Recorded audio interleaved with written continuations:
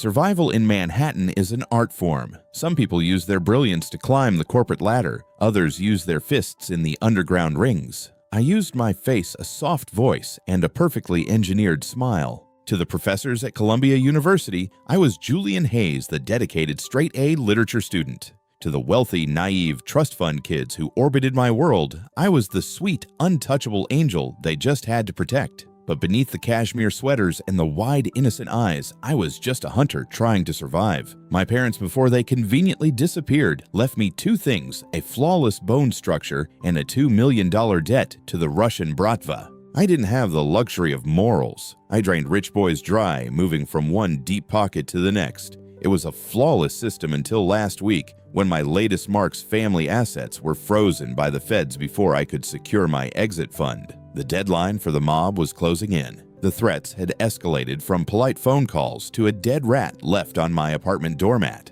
I was out of time, out of options, and desperate, which meant I had to aim higher. I had to aim for the apex predator. Victor Sterling. The name alone sent a shiver through Wall Street. He was the sole heir to the Sterling financial empire, a man who navigated the corporate world like a great white shark cutting through bloodied waters. He was untouchable, ruthless, and famously devoid of anything resembling a human heart. People didn't speak to Victor, they survived him. He was the worst possible target for a scam like mine, but he was also the only one rich enough to solve my problem overnight. The opportunity presented itself at the university's annual alumni gala. The ballroom of the Plaza Hotel was drenched in gold light, dripping with the kind of wealth that made my stomach twist with a sickening mix of envy and hunger. I spotted him the moment he walked in. Victor didn't just enter a room, he commanded it. He was wearing a stark black suit that looked like it had been sculpted to his broad shoulders. His posture was rigid, his jaw sharp enough to cut glass, and his eyes. God, his eyes were a terrifying, icy gray that seemed to strip everyone bare. I took a deep breath, adjusted my innocent persona like a second skin, and grabbed a glass of champagne. The plan was simple, a classic trope, the clumsy, flustered student crashing into the intimidating billionaire. I timed it perfectly. As he strode past the sweeping marble staircase surrounded by a swarm of sycophants, I stepped into his path and let my heels slip. I pitched forward, bracing myself for the strong, protective arms that always caught me. But they didn't. Victor didn't reach out. He didn't flinch. He simply stopped stepping back a fraction of an inch to let gravity do its work.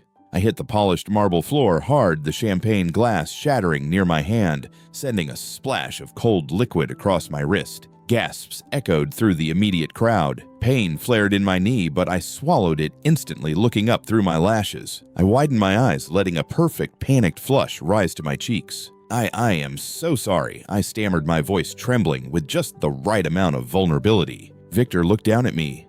The silence that stretched between us was agonizing. The air around him felt physically colder, dense with an authority that pressed against my lungs. His gaze slowly traced over me from my scraped knee to my trembling hands, and finally up to my eyes.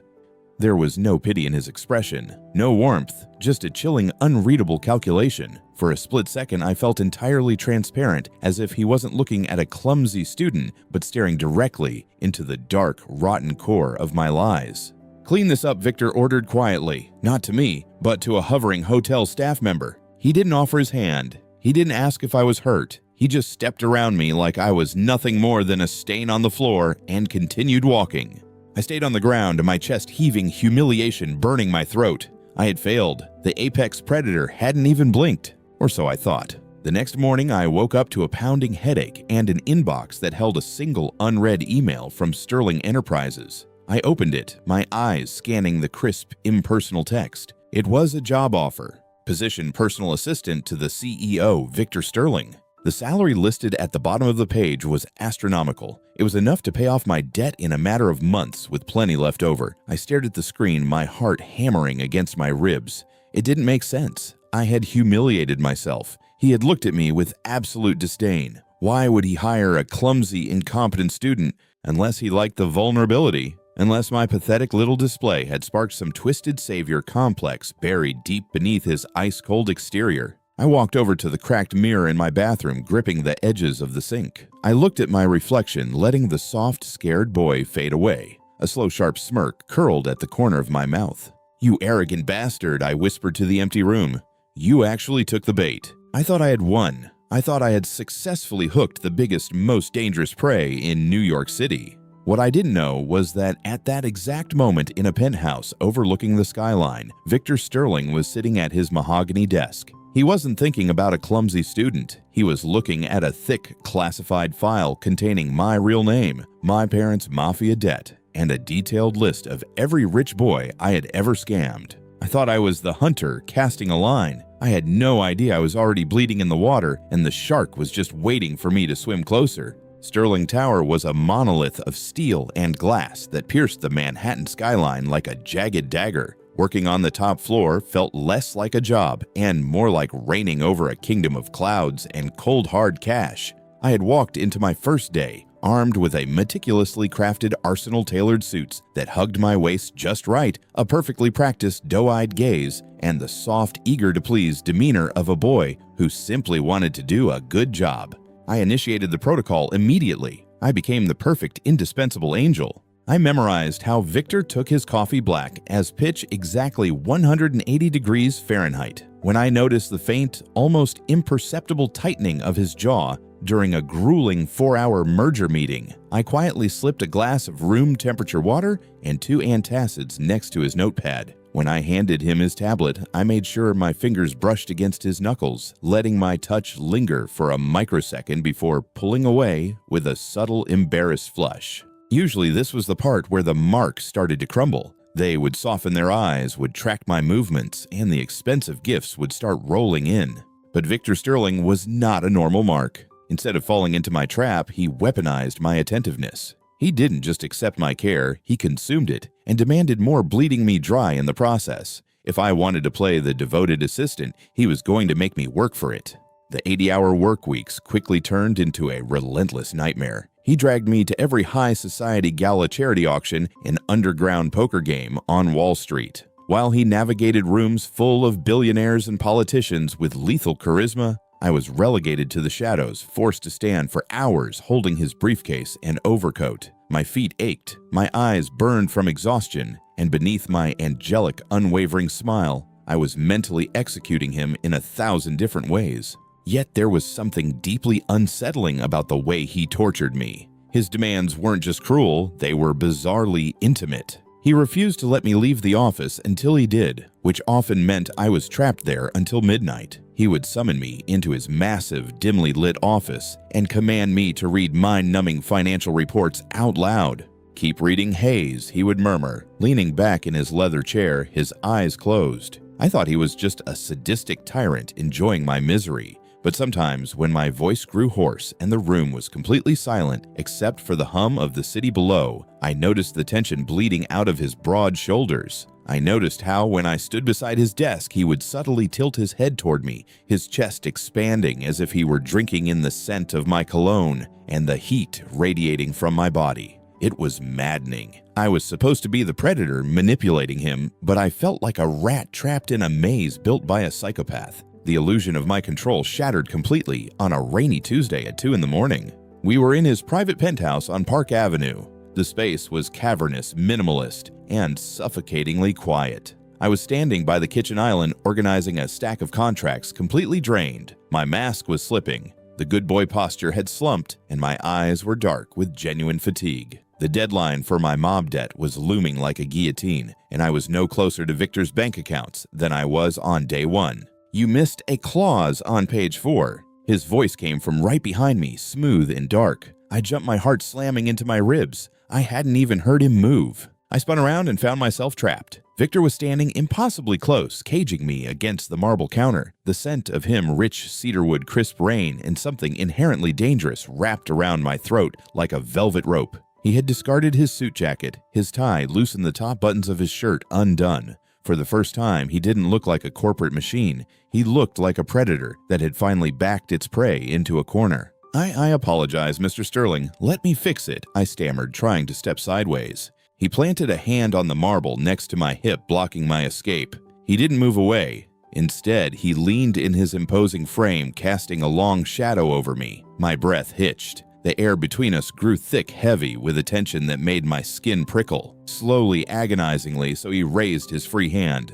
I froze, my survival instincts screaming at me to run, but my body refused to obey. His long, cold fingers brushed against my jawline before his thumbs settled firmly under my chin, tilting my face up to meet his gaze. His slate gray eyes were entirely unreadable, yet they burned with an intensity that paralyzed me. He studied my face, tracing the manufactured innocence, the wide eyes, the slightly parted lips. Then his lips curved into a slow, terrifying smirk. "You try so hard, Julian," he whispered, his voice a low, rough baritone that sent a shiver straight down my spine. His thumb stroked my lower lip, a touch so deliberately intimate it felt like a violation. Such bright, innocent eyes, such a perfect, desperate little liar. The floor seemed to drop out from beneath me. The blood drained from my face. He knew. He didn't say another word. He just let go of my chin, his smirk lingering as he took a step back, leaving me gasping for air in the freezing wake of his presence. He turned and walked down the darkened hallway toward his bedroom, the silence of the penthouse deafening. I clutched the edge of the marble counter, my knuckles turning white. The terrifying truth crashed over me. I hadn't lured Victor Sterling into my trap. He had opened the door, watched me walk into his cage, and calmly locked it behind me. After that night in the penthouse, I waited for the executioner's axe to fall. I waited for the termination letter, the police, or worse, Victor handing me over to the Russian bratva on a silver platter, but the blow never came. Instead, a suffocating, unspoken truce settled over us. Victor didn't fire me, nor did he mention my shattered facade. He simply tightened the leash, pulling me deeper into the labyrinth of his world. The power dynamic had shifted into something far more dangerous. He knew I was a fraud, and I knew he knew. Yet we kept playing the game, dancing on the edge of a very sharp knife. The turning point happened on a blistering Thursday afternoon. We were in a high-stakes negotiation with Richard Vance, a sleazy, aggressive hedge fund manager, attempting a hostile buyout of a tech firm Victor wanted. The boardroom was a war zone of glass and steel, vibrating with hostility. Vance was a pit bull, throwing his weight around, sliding a 300-page contract across the mahogany table. He was trying to corner Victor on a brutal technicality, smirking like a man who had just checkmated a king. "It is a straightforward clause," Victor Vance sneered, leaning back in his chair. His bloodshot eyes flicked toward me, raking over my fitted suit with blatant, ugly disrespect. "Unless your pretty little assistant here forgot to teach you how to read the fine print. Does he do anything other than look decorative and pour water?" Victor's expression remained carved from ice, but I saw the micro-expression, the lethal microscopic narrowing of his eyes. A year ago, I would have lowered my head, widened my eyes, and played the frightened, helpless boy. I would have let the alpha males rip each other apart, but Vance's smug face triggered something dark and dormant inside me. The street-smart grifter, the survivor who had outsmarted criminals twice Vance's size, violently clawed his way to the surface. I didn't wait for Victor to speak. "Actually, Mr. Vance," I said, my voice cutting through the heavy silence like a velvet-wrapped razor. I stepped forward, placing my hands flat on the polished table, leaning in to meet his gaze dead on. Vance blinked, clearly stunned that the decoration was speaking. "If you flip to page 214, subsection C," I continued my tone, stripping away every ounce of my manufactured innocence, replacing it with lethal precision. "You will see that the Cayman Island shell company you are using to funnel your offshore debt is entirely exposed under the new SEC regulations. If Mr. Sterling signs this, he absorbs your toxic assets. But if he reports this discrepancy, your firm will be facing a federal audit by Monday morning." I tilted my head, offering him a smile that was all teeth. So who exactly needs to learn how to read? The color drained from Vance's face. The room plunged into a dead, absolute silence. I suddenly realized what I had done. I had broken character in a room full of sharks. I slowly turned my head toward Victor, expecting his wrath. I had overstepped my bounds, humiliated a rival CEO, and exposed my own fangs. But Victor wasn't angry. He was leaning back in his chair, staring at me. His slate gray eyes were entirely black, dilated with a raw, consuming hunger that made my pulse violently spike. He looked at me not like an assistant, but like a predator admiring its mate after a fresh kill. "You heard the boy," Richard Victor murmured, his voice a low, terrifying rumble. "Get out of my building." That evening, the atmosphere in Victor's office was thick, heavy with the aftermath of my outburst. It was past 1 in the morning. The rain lashed against the floor to ceiling windows, blurring the neon lights of Manhattan. I stood by the wet bar watching Victor in his reflection. He was sitting at his desk, his tie discarded, rubbing his temples with a brutal exhaustion. The files in front of him were untouched. For the first time, I truly looked at him. I looked past the billions, the tailored suits, and the terrifying reputation. I saw the devastating toll of his insomnia. I realized that his obsessive need to keep me around, making me read to him, forcing me to stay late, wasn't just a sadistic power play. He was drowning. His mind was a relentless, agonizing machine that wouldn't shut off, and somehow the sound of my breathing, my footsteps, my quiet complaints had become his only anchor. My chest tightened. It wasn't fear anymore. It was a sharp, uncomfortable pang of genuine empathy. I abandoned the espresso machine. Instead, I brewed a cup of chamomile tea. I walked over to his desk and set it down in front of him. He looked at the cup, then up at me, his brow furrowing slightly. "What is this?" "Chamomile," I said. No soft voice, no fake deferential smile, just me. "Julian, you look like a corpse, Victor. Drink it and close your eyes for 5 minutes. The empire won't crumble." He stared at me, the silence stretching between us heavy and fragile. He didn't reprimand me for dropping the title. Slowly, he reached out, taking the cup. His fingers brushed mine, and this time, I didn't flinch away. An hour later, exhaustion finally claimed me. I collapsed onto the leather sofa in the corner of the office, telling myself I would only close my eyes for a second. The sound of the rain and the rhythmic scratch of Victor's pen lulled me into a deep, heavy sleep. I do not know how much time passed, but I drifted awake to a shift in the air. The room was dim. The scent of cedarwood in cold rain washed over me, thick and intoxicating. A heavy, warm weight was draped over my body, Victor's suit jacket. I kept my eyes closed, my breathing shallow, frozen in place. I felt him hovering above me. The heat radiating from his chest was inches away. Slowly, agonizingly, a large, calloused hand brushed my bangs away from my forehead. The touch was painfully tender, yet underwritten by a terrifying, obsessive possession. His thumb traced the line of my cheekbone, lingering near the corner of my mouth. "You think you are surviving me, Julian?" A rough, jagged whisper brushed against my ear, sending a violent shiver down my spine. "But you have no idea how deep my waters go." I kept my eyes shut, my heart hammering a frantic rhythm against my ribs. The game was over. The hunter had become the hunted, and the most terrifying part of all, I didn't want to run anymore. The Diamond Charity Gala at the Pierre Hotel was a masterclass in Manhattan's grotesque opulence. Chandeliers dripped with crystal, the champagne flowed like tap water, and the air was thick with the scent of old money and predatory ambition. I stood near the edge of the ballroom, wearing a midnight blue Tom Ford tuxedo that Victor had casually ordered to my apartment that morning.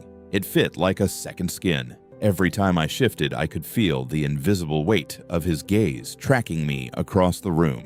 We hadn't spoken about the incident in his office. We hadn't needed to. The magnetic, suffocating pull between us had only intensified, wrapping around my throat like a silk wire. Victor had stepped away to speak with a federal judge, leaving me momentarily unguarded by the bar. I took a sip of my martini, letting the gin burn down my throat, when a harsh, familiar voice shattered the ambient noise of the string quartet. "I do not believe it, Julian." My blood ran instantly cold. I turned slowly, my grip tightening on the stem of my glass. Standing a few feet away was Tristan Sterling. No, wait, Tristan Vanderbilt. One of my marks from a year ago. He was a reckless, spoiled trust fund brat whom I had smoothly relieved of $50,000 before vanishing into the night. Tristan was flushed, his eyes bloodshot with liquor, and his face twisted in an ugly sneer. "It is you," Tristan snarled, stumbling closer. A few heads turned in our direction. "I spent 6 months looking for you. You lying little rat.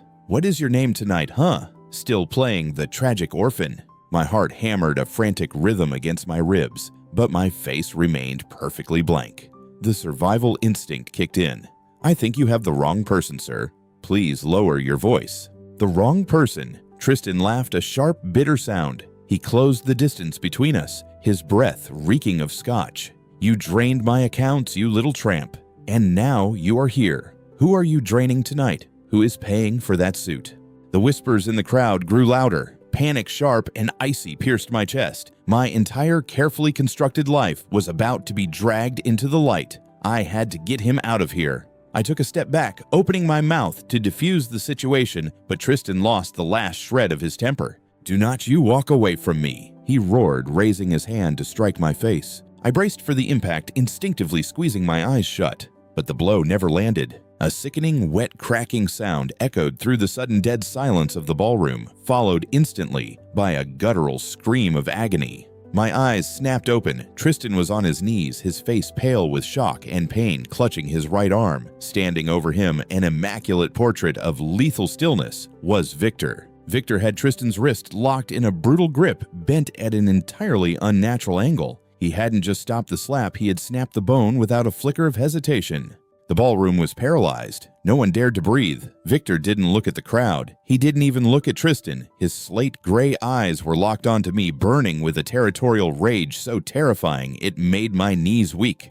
"If you ever raise a hand to my assistant again," Victor whispered, his voice dangerously low, cutting through the silence like a scalpel, "I will ensure you spend the rest of your miserable life learning how to eat through a straw. Do you understand me?" Tristan sobbed, nodding frantically, too terrified to speak. Victor released his grip, letting the Vanderbilt air collapse to the marble floor. He casually adjusted his cuffs, his face an impenetrable mask of absolute authority. Without another word, he placed a heavy, warm hand on the small of my back and steered me toward the exit. The crowd parted for him like the Red Sea.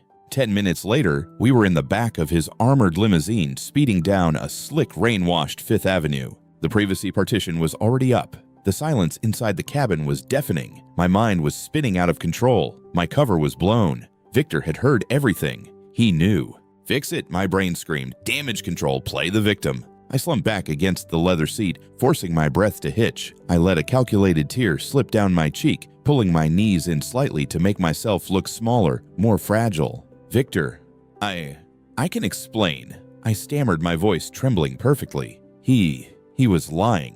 I do not know who he is, I swear. He was crazy, he just attacked me. Before I could finish the sentence, Victor moved. With terrifying speed, he grabbed the lapels of my tuxedo and slammed me hard against the tinted glass window. The air left my lungs in a sharp gasp. He boxed me in his massive frame, trapping me completely. His left hand moved up, his long fingers wrapping around my jaw, squeezing just tight enough to silence me. His face was inches from mine. The scent of danger in cedarwood was overwhelming. There was no anger in his eyes, only a chilling, absolute dominance. "Are you quite finished?" Victor murmured, his voice a dark, rough velvet that sent a violent shiver down my spine. I stared at him, my fabricated tears freezing on my cheeks. I couldn't speak. I couldn't move. His thumb brushed away the tear on my skin, the gesture mocking and brutally intimate. "I asked you a question, Julian. Are you done acting? Because if you want to keep playing this pathetic weeping game, I can have my security team read the rest of the list." My stomach dropped into an endless abyss. The list I managed to whisper, my voice cracking this time for real. Victor leaned in, his lips brushing against my ear. "Tristan Vanderbilt, Liam Hayes, Connor Sterling. Do I need to name the rest of the marks you drained before you walked into my ballroom? Did you really think you were the first person to do a background check, my sweet, deceptive little thief?" The world stopped spinning. The air vanished from the limousine. He knew. He had known from the very beginning. Every clumsy mistake, every doe-eyed look, every late-night manipulation he had watched me perform, fully aware that I was a con artist, and he had played along. He had let me think I was reeling him in, while all along I was already trapped in his jaws. Victor pulled back slightly to look at my face, a slow, predatory smirk curling his lips as he watched my final defenses shatter into dust. "The game is over, Julian," he whispered. "You are mine now." The illusion was dead, and with it went the angelic, wide-eyed boy I had spent months perfecting. I didn't return to the office the next morning. I didn't bother putting on a perfectly pressed suit or fixing my hair into that soft, harmless style. I woke up in my cramped, freezing apartment in Queens, staring at the ceiling as panic clawed at my throat. The game was over. Victor knew everything, which meant the endless fountain of wealth I thought I was tapping into was a mirage. Worse, the Bratva debt was due in 48 hours. $2 million, or I was going to end up at the bottom of the East River wearing cement shoes. My hands shook as I shoved whatever clothes I could find into a duffel bag. The street-smart grifter in me took over pure, unadulterated survival. I had a few emergency offshore accounts crumbs I had saved from previous marks. It wasn't enough to pay the mob, but it was enough to buy a fake passport and a one-way ticket to South America. I pulled out my phone, opening my encrypted banking app to wire the funds. Access denied. Account frozen.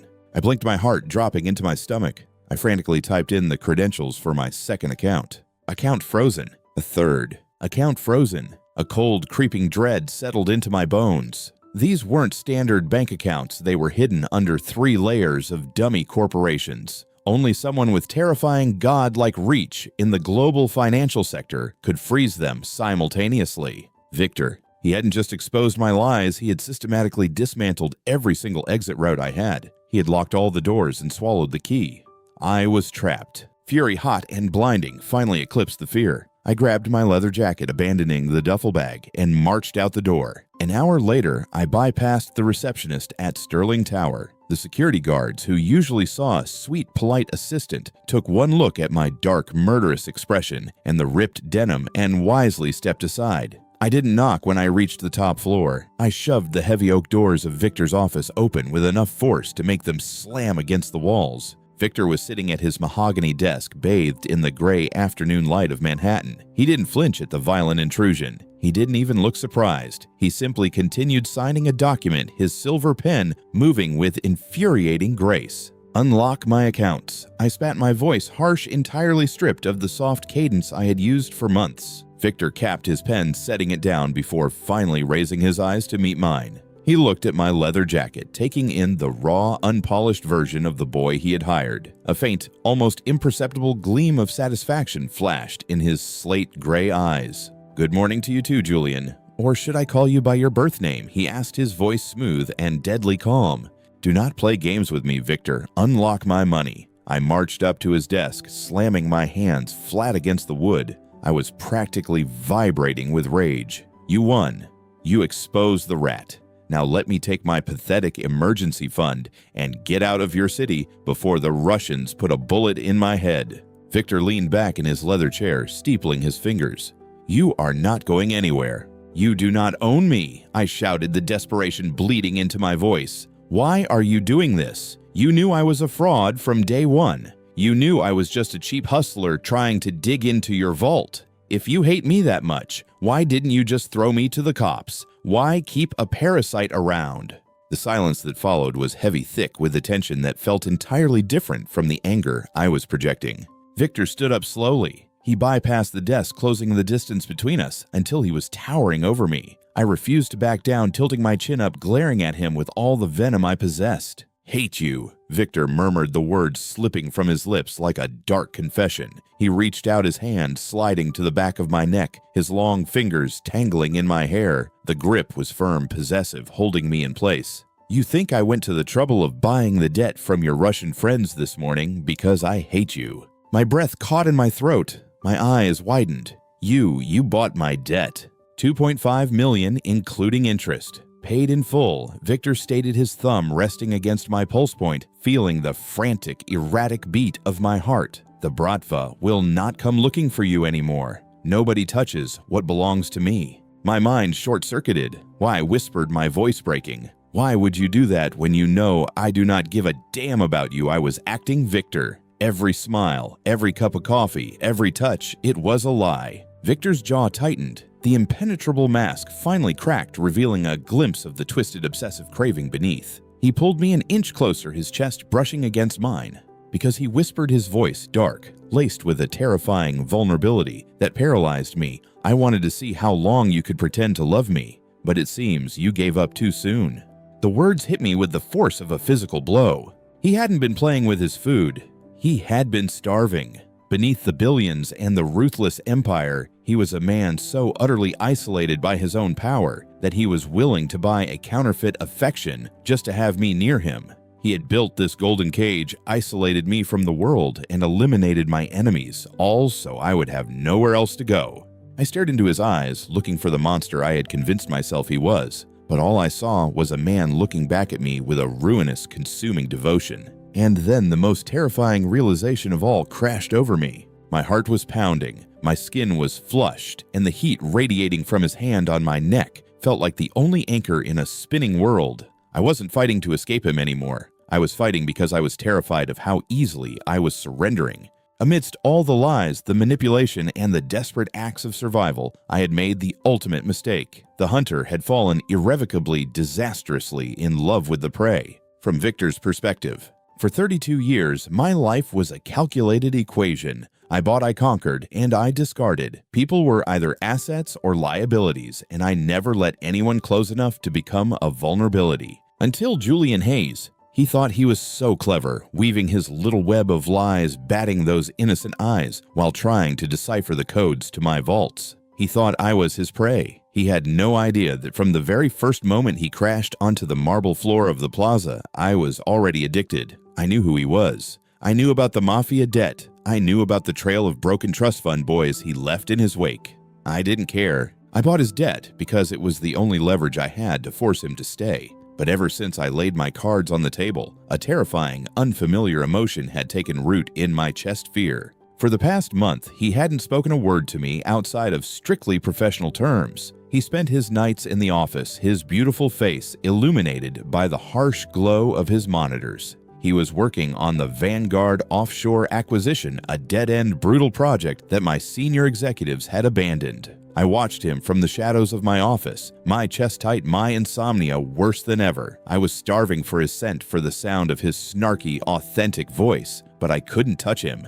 He was plotting something. I could see the sharp, calculating glint in his eyes. He was a survivor, a street rat, backed into a corner, and for the first time in my life, the apex predator of Wall Street was terrified that his golden bird was going to break the cage and fly away. From Julian's perspective, I didn't run, I didn't break down, and I sure as hell didn't surrender to the twisted, suffocating comfort Victor offered. If Victor Sterling wanted to play a game of ownership, I was going to rewrite the rules. He thought my only skill was using my face to extract money from fools. He forgot that to be a successful grifter, you need to be a master of psychology, a flawless negotiator, and a ruthless opportunist. I took those skills and aimed them at the corporate world. For 4 agonizing weeks, I barely slept. I completely took over the Vanguard acquisition. I tracked down the offshore executives, I found their dirty leverage, and I used my silver tongue not to con them, but to legally back them into a brutal, inescapable corner. I closed the deal that Sterling's top Ivy League lawyers couldn't touch. According to my contract, closing a shadow-tier acquisition of that magnitude guaranteed the lead negotiator a 10% commission. After taxes, it was exactly $2.6 million. On a Friday evening, the entire floor was empty. The rain was drumming a steady, heavy beat against the glass of the Sterling Tower. I walked down the long corridor, my pulse pounding a triumphant rhythm in my ears. I wasn't wearing the soft, subservient suits Victor liked. I wore a sharp, charcoal black suit, the top buttons of my shirt undone, my posture completely straight. I didn't knock. I pushed the heavy oak doors open. Victor was standing by the window, staring out at the storm, a glass of amber scotch in his hand. He looked exhausted, the dark circles under his slate gray eyes betraying his chronic insomnia. When he turned to look at me, the sheer intensity in his gaze nearly made my breath hitch, but I held my ground. I walked straight to his desk and slapped a single thick manila folder onto the mahogany wood. Victor slowly walked over his eyes, never leaving my face. He looked down at the folder. "What is this?" he asked, his voice rough. "Transfer confirmation." I said, my voice steady, sharp, and dripping with defiance. $2.5 million, wired directly into your private holding account. That covers the Bratva debt you bought, plus a very generous interest rate for your trouble. Victor froze. The glass in his hand trembled slightly. "How?" I closed the Vanguard deal, I replied, a ruthless smirk curling my lips. "Turns out being a manipulative liar makes you an excellent corporate shark. My commission cleared an hour ago." I stepped closer, tilting my chin up to look him dead in the eye. "I do not owe you a single cent anymore, Victor. The debt is paid. The leverage is gone. You do not own me." The silence in the office shattered. The impenetrable icy mask of Victor Sterling didn't just crack, it violently exploded. In a blinding flash of movement, he slammed his scotch glass onto the desk, grabbed me by the waist, and spun me around. He backed me up until my hips hit the edge of the mahogany desk, knocking over a stack of files. He crowded into my space, his massive frame caging me in. He was breathing heavily, his chest heaving against mine. The cold, calculated billionaire was completely gone. In his place was a desperate, starving man whose empire was burning around him. "You do not need my money." Victor growled, his voice a broken, jagged whisper that sent a shockwave of heat straight to my core. His hands gripped my hips, his fingers digging into the fabric of my trousers. "You bought your freedom." "So what happens now, Julian? Are you going to walk out that door?" I looked up at him, my heart hammering against my ribs like a caged bird. I saw the absolute terror in his eyes, the raw, naked fear of losing me. "I do not know," I whispered back, my own mask falling away, exposing the chaotic, desperate truth. "Give me a reason to stay." Victor let out a sound that was half growl, half groan. His hand slid up from my waist, gripping the lapels of my jacket, and he crashed his mouth down onto mine. It wasn't a gentle kiss. It was a violent collision, a war of dominance and desperate surrender. His lips were hot, bruising tasting of scotch and raw, unadulterated obsession. I gasped into his mouth, and that was all the invitation he needed. His tongue swept inside, claiming me with a possessive fury that made my knees buckle. I didn't push him away. I didn't fight back. I grabbed fistfuls of his crisp white shirt and pulled him closer, kissing him back with every ounce of the fierce, toxic, intoxicating desire I had been bearing for months. All the lies, the manipulation, the power plays, they all burned away in the heat of that single catastrophic kiss. The cage door was wide open, but as I tangled my fingers into his hair and felt him shudder against me, I knew I was never going to leave. Sunlight in Manhattan usually felt like a spotlight, harsh and demanding. But this morning, as the golden rays spilled across the floor to ceiling windows of the Park Avenue penthouse, it felt like a truce. The storm that had raged through the city and through us had finally broken. I woke up to the smell of rich, dark roast coffee. For a fraction of a second, muscle memory kicked in. Panic spiked in my chest, a phantom reflex telling me I had overslept, that I needed to rush to Sterling Tower, brew that exact coffee at exactly 180 degrees, and plaster on my subservient, doe-eyed smile. But then I shifted against the silk sheets, and the heavy, intoxicating scent of cedarwood wrapped around me. I wasn't in my freezing Queens apartment. I was in Victor's bed. I sat up, the luxurious fabric slipping off my shoulders. I didn't bother looking for my own clothes. Instead, I grabbed one of Victor's discarded white dress shirts from the floor, pulling it on.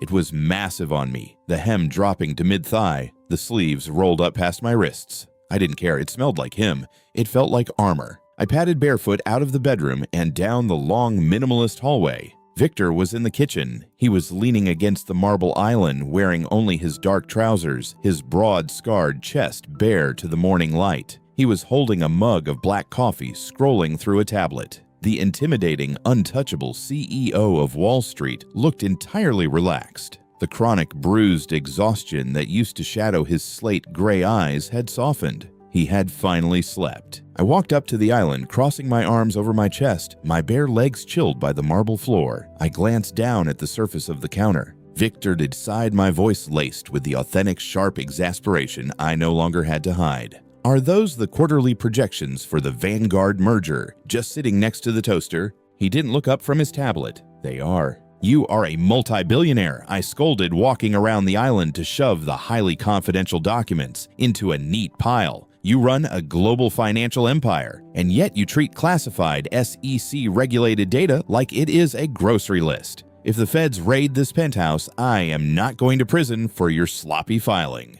Victor finally set the tablet down. He didn't glare at me. He didn't issue a cold, terrifying command. Instead, his lips curved into a slow, devastatingly genuine smirk. He reached out, wrapping a heavy arm around my waist, and pulled me effortlessly against his chest. The warmth of his bare skin seeped through the thin cotton of the shirt I was wearing.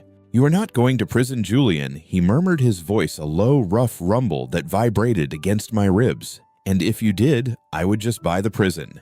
I rolled my eyes, but I didn't pull away. I rested my hands flat against his chest, feeling the steady, calm beat of his heart. "Arrogant bastard." "Spoiled brat," he countered smoothly, his hand sliding up my spine, tracing the line of my back with an obsessive, possessive reverence. He buried his face in the crook of my neck, inhaling deeply. "You are wearing my shirt. I paid off my debt to you. I figured I am entitled to a severance package," I quipped. He let out a low, breathy chuckle against my skin, a sound so rare and incredibly human that it made my breath hitch. I leaned my head against his shoulder, letting the absolute surrealness of my reality wash over me. A year ago, I was a desperate grifter, smiling at rich boys and stealing their wallets just to survive another week. I had built a life entirely out of lies, convinced that if anyone ever saw the real jagged, ugly pieces of my soul, they would run. I had thought a perfect relationship was a flawless con. I thought love was just another transaction.